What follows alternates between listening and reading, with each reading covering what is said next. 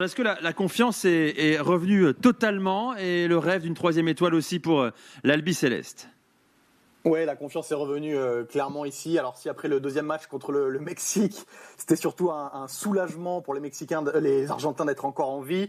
La victoire contre la Pologne l'autre jour a donné l'impression aux Argentins de retrouver leur équipe, celle qui avait gagné la Copa América, celle qui a enchaîné les 36 matchs consécutifs sans défaite. On a revu du jeu, même si c'était pas face à une grande équipe de Pologne.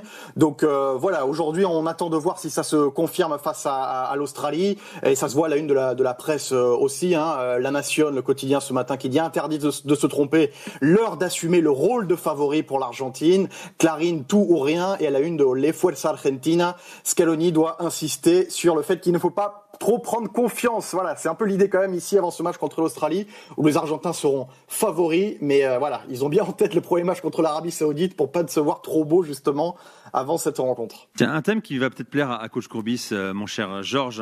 J'ai lu, et tu me l'as dit en préparant l'émission, que ça râlait un peu côté argentin. On se plaint d'avoir moins de récupération que les Australiens.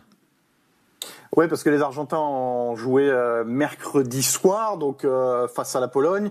Ils se sont endormis plus ou moins vers 4 heures du matin à Doha, et en gros, ils disent qu'ils ont eu 4 heures de récupération en moins que les Australiens qui étaient eux tranquillement dans la soirée, alors que eux, les Argentins, ont terminé premier du groupe. Ils estiment que peut-être qu'avec cette position-là, ils devraient avoir un autre avantage par rapport aux Soqueros pour le match de tout à l'heure. Mais voilà, en tout cas, c'est sûr que ça n'a pas permis à Scaloni de faire grand-chose.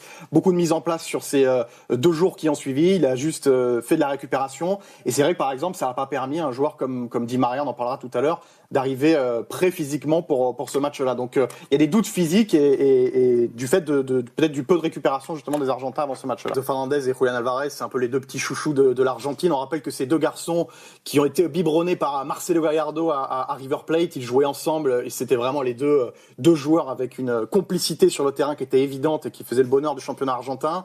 L'un est parti à Benfica, l'autre est parti à Manchester City. On sait que Pep Guardiola le voulait absolument et il adore Julián Álvarez pour sa capacité à jouer à tous les postes de l'attaque. On parle de garçons qui ont peu de sélections, 15 sélections pour Julián. Enzo, seulement 6 sélections. Il est apparu c'est Enzo et Julián pour toi maintenant, Georges. Ça y est, quoi. C'est les prénoms, quoi. Mais non, mais c'est Enzo et Julián pour toute l'Argentine, comme Maradona et Diego. Dis-moi, De Paul est précieux, non, quand même. Mais De Paul, alors exactement, c'est même la clé de cette équipe pour moi.